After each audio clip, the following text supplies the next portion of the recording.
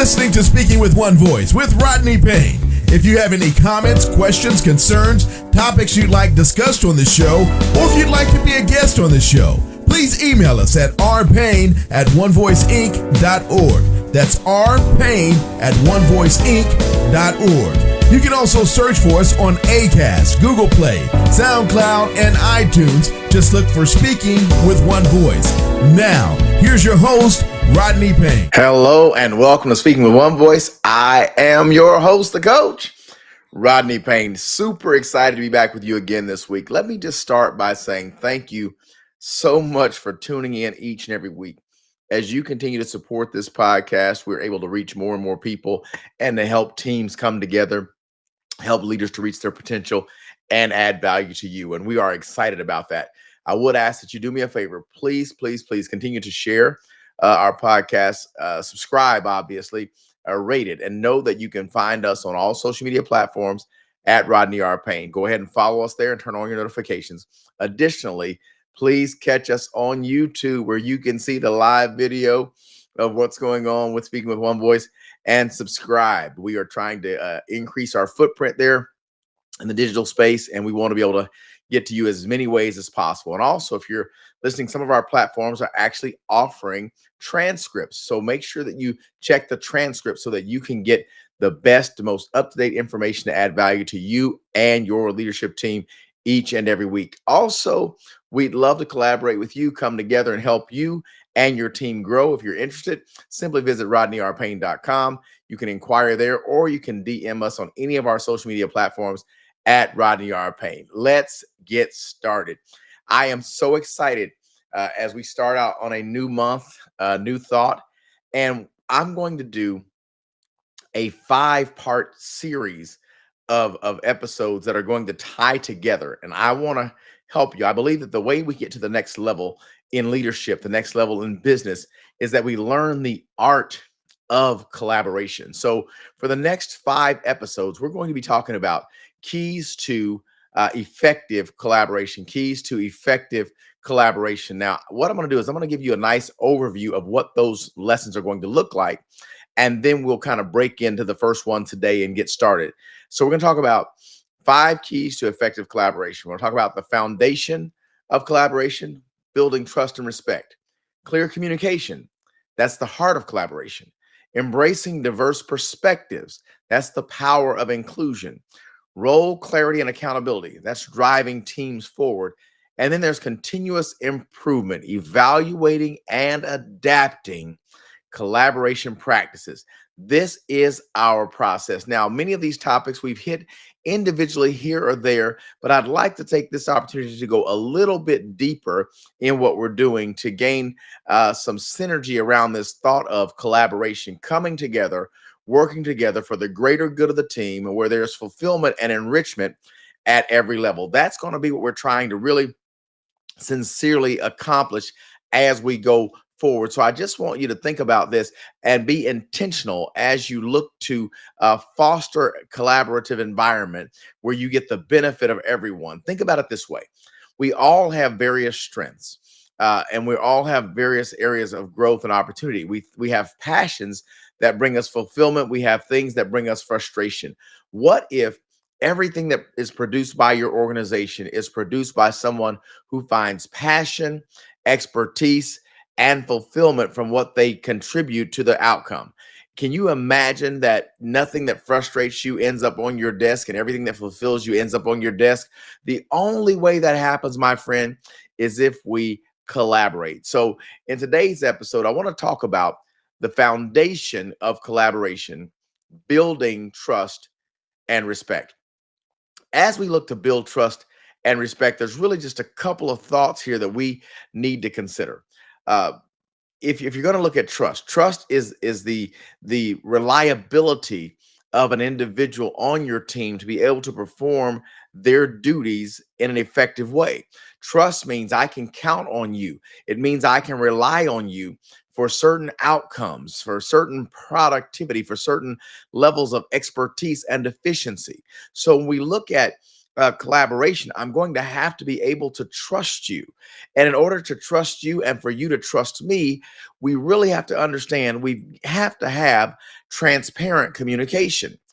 Think about the opportunity you've had to work with someone and they ask you to do something and you quite frankly you really didn't know how to do it. Didn't know, it wasn't in your wheelhouse. It wasn't even something you felt comfortable with, but because you were taught that you never say no, you always figure it out, you go and try to figure it out on your own without letting them know transparently that this is not really your wheelhouse. It's not your skill set.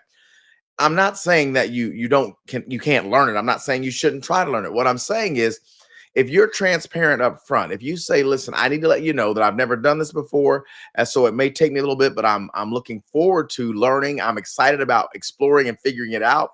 That lets me know and it level sets the expectation. I can trust you to tell me when I'm not in your strength zone. I can trust you to tell me that you're going to go learn it. I can trust you to tell me that you're going to own this process. But if we don't have transparent communication, we'll feel threatened. We won't say those things. We won't offer those things. We'll keep those things to ourselves. And so now, when the end result comes out and it's not what we thought it would be, we struggle because had we communicated transparently, had we let you know our limitations, we could have worked around it. We could have reassigned the project. We could have worked on some education processes together that help us to get there. But when we are afraid to say we don't know, when we won't tell you that we don't get it or we don't know how to do it, or we won't be honest in our response to you, now what happens is we have underperformance, which damages trust. And in order to collaborate, I have to be able to trust you and you have to be able to trust me. And so the next step is if you're going to establish trust, you got to have transparent communication, but you also have to learn how to follow through. See, if you don't follow through on your assignments, trust begins to erode. But if you will follow through, now you begin to build trust among team members. That is so important for us as leaders, that we have to follow through on what's on our desk. Oftentimes I run into situations when working with leaders on a regular basis that they give something to someone and they expect them to do it. They don't necessarily inspect it, they just go to collect it when it's due, but they don't follow through. Someone receives an assignment indicating that, yes, I'll take the responsibility and yes, I'll do it, but they don't follow through. So what happens is you end up with an unfinished product that's not on time. It's not what we were looking for because no one followed through. And so following through is simply building trust. Now, there's a fine line between follow through and micromanagement. No one really enjoys the process of micromanagement, but if there's no follow through, you can feel abandoned in the work process. So we want to make sure that we balance this thing, that when I give it to you and you receive it from me or vice versa, that we both follow through at check-ins, at touch points, to make sure that we are able to do this. Why? Because we want to collaborate. We want to work together. And in a perfect world, when we have mature collaboration, everyone takes the responsibility, everyone goes and does them, everyone brings it back, and we win. But while we're on this journey of establishing trust, it's important that we're not only transparent, but we also must follow through on our communication. So just want us to kind of think through that process first of establishing trust. Secondly, if we're going to understand the foundation of collaboration, which is building trust and respect, we must understand that there must be mutual respect. Mutual respect. This is where it gets different, right? Because we think that respect comes in the form of positional respect. Well, there is a such thing as positional respect, and it doesn't really matter who you are, but based on the position you hold, that determines you get a certain amount of respect. Well, if we're really going to get to the bottom of respect, we really have to look at it more from a personal perspective, right? I don't want you to respect me because of my title. I want you to respect me because of our relationship, your experience with me, what we've been able to accomplish together, how it looks for us to work together. I want you to respect me as an individual, knowing that you can count on me. Yes, I'm the boss or you're the boss, and that's great. But a boss respect is not one that I'm interested in simply because I have a position or a title. What I want is for you to believe in me and know you can respect the work I do and you can expect certain outcomes from me, and vice versa. So respect must be mutual in the workplace if there is to be collaboration. If you have to be one who is in charge and you have to get the credit and you have to have your name on the on the headline, I am the leader, that doesn't get you respect. What gets you respect is understanding that a leader knows the way and a leader shows the way. So it's not like you're sending someone where you've never been. You're actually working with someone to get to the next level, which that is what collaboration is all about. So what we need to work on, if we're going to truly have effective collaboration, and our foundation of this collaboration is building trust and respect, we must understand and even explore, if I could say it that way, we must look for, search, seek out, identify ways to demonstrate respect for differing viewpoints and backgrounds. See, collaboration means that everything will not go your way. We've already established that you're not the best at everything on your team, although many entrepreneurs believe that they are. They believe that it's their baby. They see it this way. And that's kind of so they get into this one track mind or one track of thinking. And that challenges us to grow because we can't see beyond what we can see. So when we learn to demonstrate, not just say it, but to demonstrate that I respect that you have a different viewpoint and I also respect that you have a different background. So let me lean in and let me hear what you're saying. Let me understand. Let me see if I can move us from opposing sides of the table to the same side of the table. Let us get outside of the same circle and get into the same circle so that we can show me, teach me. One of the things that we have right now going on is that we have 5 generations in the workplace right now today. There are 5 active generations at some level in many places. And we are trying to put together a product, produce for our clientele when we have Zers and Xers in the same room trying to get their point of view across, and we seem to be combative through the generations. Why is that? Because everyone identifies with most things where the way they were in their day or how they are in my day.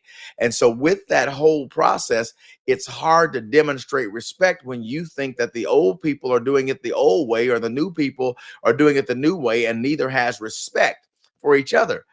Differing viewpoints, we can see things completely differently, and the key to that is to try to understand the view. That we want to understand the view. If we're going to have mutual respect and we're going to collaborate, we want to have respect and understand the viewpoint of others, so that when you have a young person who is able to leverage technology versus someone who is more seasoned, who is able to leverage relationship, whereas someone else might communicate with an AI basis, where someone else may communicate with an experience basis. See, there's various viewpoints, and guess what? We can use all of them. We can actually use AI to help us to communicate better in a face-to-face environment based on understanding and articulation. But if we don't begin to have respect for differing viewpoints and understand that not everyone grew up in the same way or came from the same place anymore, it was a given, it was common knowledge that any executive had a multi degree background. They had a MBA, they had an undergrad. Well, now we have execs, CEOs, entrepreneurs making 6, 7, and even 8 figures who don't have an academic background.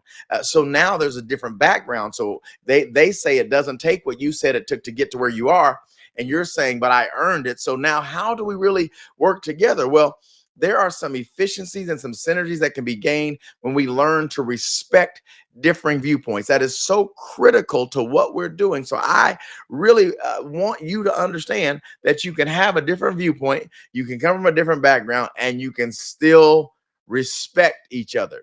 And so the goal here in this mutual respect thing is that we're looking to create a more inclusive atmosphere, not exclusive.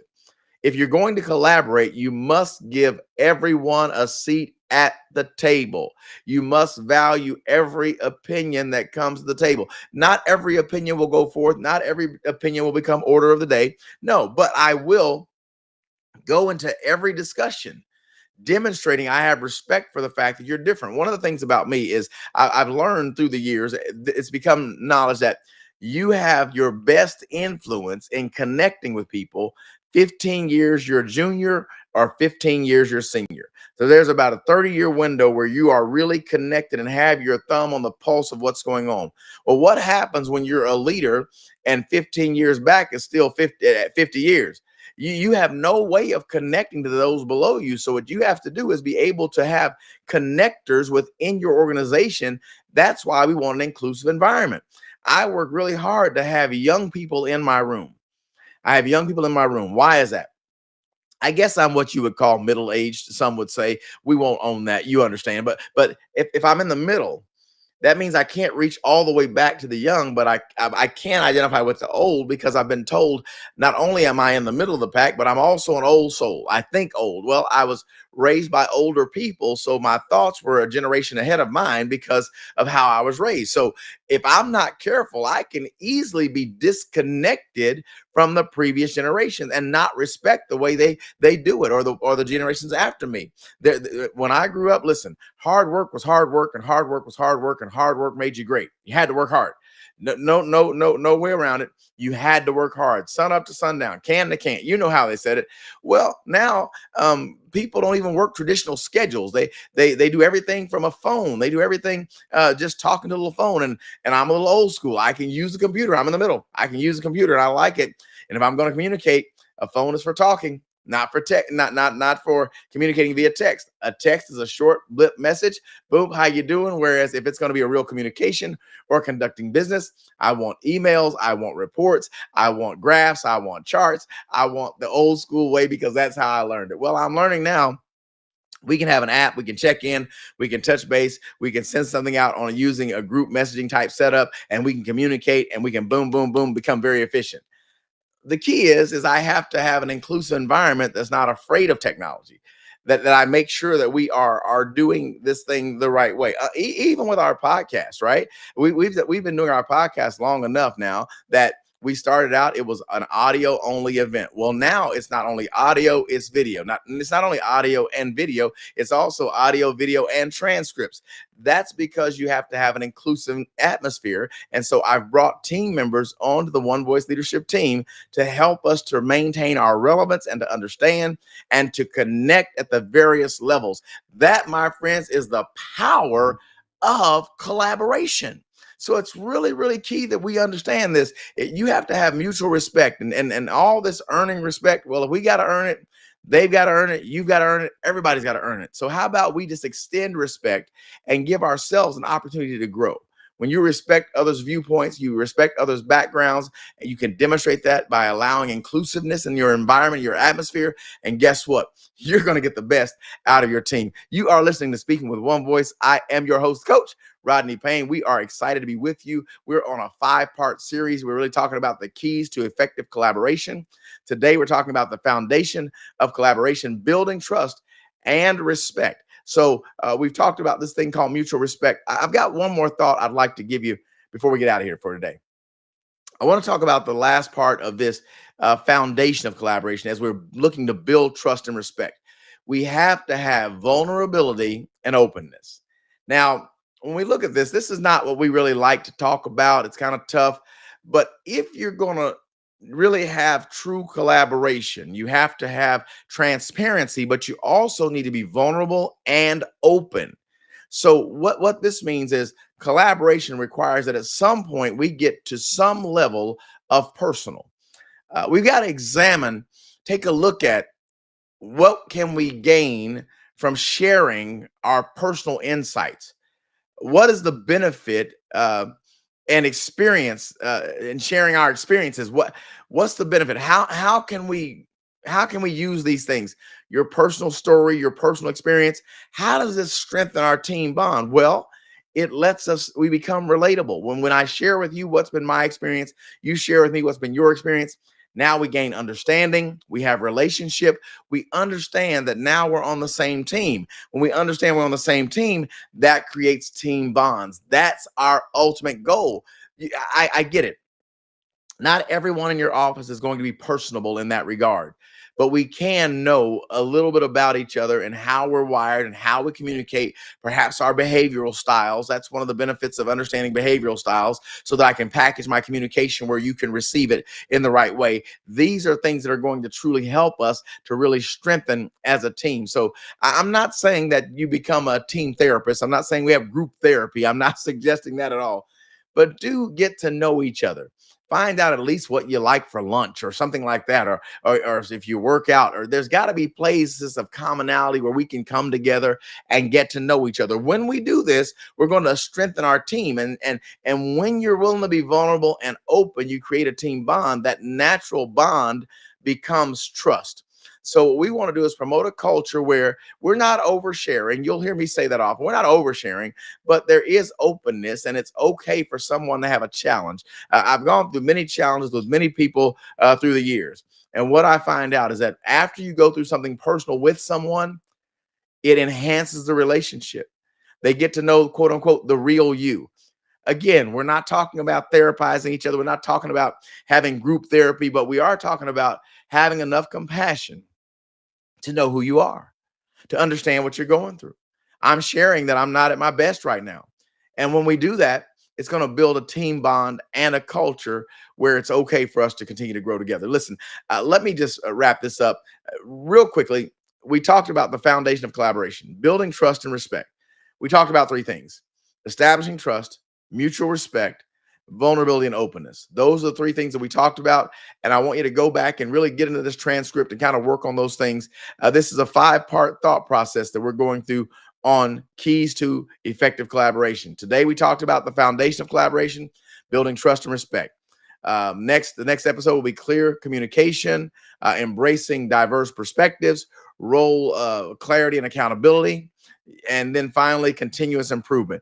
And we're going to take this and go over the next 4 episodes following today to get you to a place where you can get to the next level of effective collaboration in your organization. Listen, I am so thankful that you joined us this week. Make sure you're following us on all of our social media platforms. We're everywhere at Rodney R. Payne. Our website is rodneyrpayne.com. You can learn more about how we can help your team to grow to the next level and pick up your free gift while you're there. There is a free gift. There's key. It's how to move the needle in your organization. So I want you to grab that. And then if you would do me a favor, help me out. Go by our YouTube channel. This is a newer method we're using more consistently now. And I need for you to go find us at our podcast there, Speaking with One Voice. I want you to subscribe to it. I want you to turn on your notifications, turn your little bell on, and I want you to catch Speaking with One Voice each and every week. As always, it is my pleasure to add value to you and your leadership team on your leadership journey. You've been listening to Speaking with One Voice. I am your host, the coach, Rodney Payne. Until next time, my friends, let's keep growing together. You've been listening to Speaking with One Voice. Please remember to follow Rodney Payne on Instagram, Facebook, and Twitter at Rodney R. Payne. We'd love to hear from you and get your feedback, so please feel free to leave us comments. And if you would, rate and subscribe to the podcast, we'd appreciate that as well. Don't forget to set up for notifications so you can get the latest updates and social media posts and get new podcasts when they're released. As always, use the hashtag Speaking with One Voice or simply SWOV on any of your social media posts. On behalf of Rodney Payne, thanks again for listening.